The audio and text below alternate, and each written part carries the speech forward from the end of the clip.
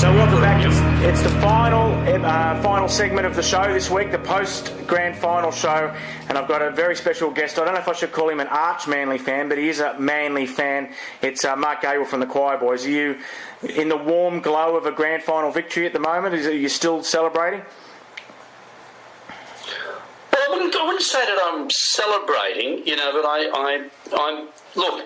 I know there's a lot of controversy around Manly,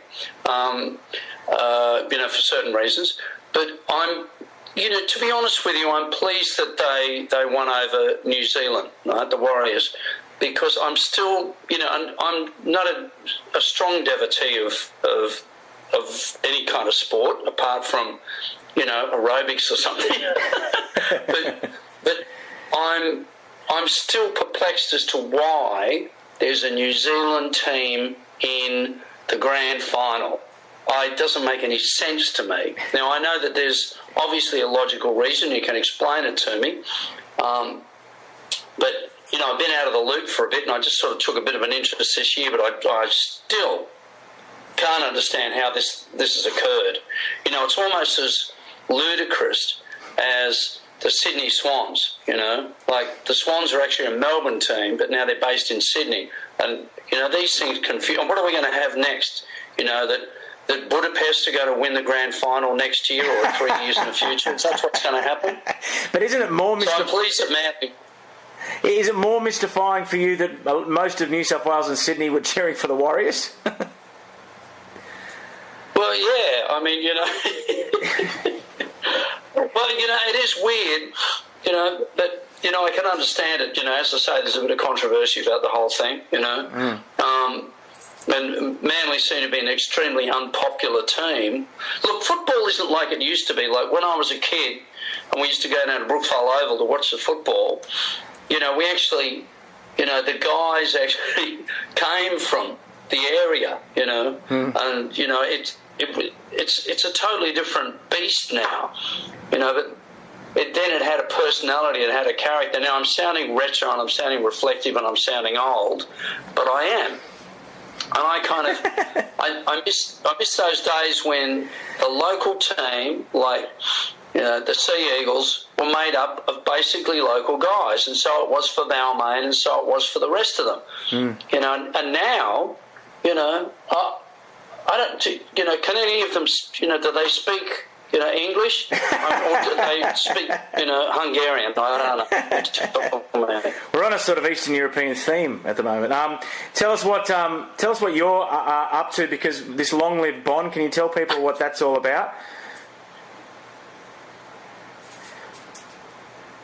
Well, the Long Live Bond tribute shows, well, they're a tribute show, but it's basically all the guys, or most of the guys that were there in the old days, like Paul DeMarco on drums, has been around forever. Angry Anderson, of course, who's, an old stable mate of mine from the Alberts days, and AC/DC were, at Alberts, of course, with the Rose Tattoo, Choirboys and all the rest of it. John Swan, who claims to have taught Bon Scott how to sing, and of course, Dave Gleeson, who actually knows more about AC/DC than any guy I've ever known. And, it doesn't matter what the song is, he knows the lyrics, whereas we, the other three guys, we all have to learn the lyrics of the songs. So it's really a celebration of that era when Bon was in AC/DC, which really is the most important era of AC/DC. It's not the most successful era. They were really an up-and-coming band all the way through that. But it really is the quintessential music. I mean, it's all the music that we know, and it's all the music that matters. I mean, sing me a song off Flick of the Switch, will you? Come on. Sing me one, Steve. You see, you can't sing me one. I know the song Flick of the Switch. I know the song's Flick of the Switch. She'll blow you sky high. She'll blow you sky high. Well, we used to Bedlam in Belgium, see? We used to have a joke. Yeah. We used to have a joke that after AC/DC did, Back in Black, and then For Those About to Rock, we figured that, every song went, like, when you heard Sink the Pink, we go, Sink the Pink, sing, and it was kind of fell in that way. And I know that, you know, these albums have sold truckloads, but really, what was AC/DC and what propelled them to success were those years with Bon. They were incredible years, and musically they were just phenomenal songs. And I mean, you really get an appreciation when you come along and see the show, and it's like every song is a masterpiece.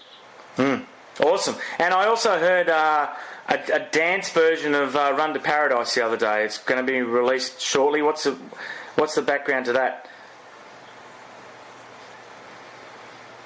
Oh, these guys approached me, and they're in a dance hip hop group, Australian group, and they said, "Would you mind if we did this?" I said, "No, I don't mind if you do it." You know, so they've done it, and it sounds pretty good. You know, but I'm not.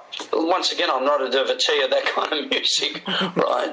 So you know, it's sort of like this. You got the hip hop thing happening. You know, we're going to go to a party, and you know, and then it goes, "You don't want anyone," and then it hits with the chorus with the hook. You know, and so you know, I mean, it's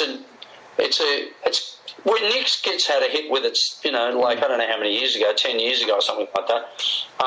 So who knows? It might work. And I was going to ask you one more thing before we go, and that is there a Choirboys song that you would like to dedicate to Manly's premiership triumph? Is there any that have got geographical references? Battle Boulevard, is that set in Manly?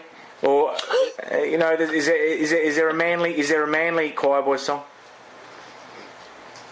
Well, you know, Run to Paradise was about the northern beaches, but you'd have to say Boys Will Be Boys. And it's not so much about Manly now, because who are they? It's more about Manly years ago when they really were a bunch of boys.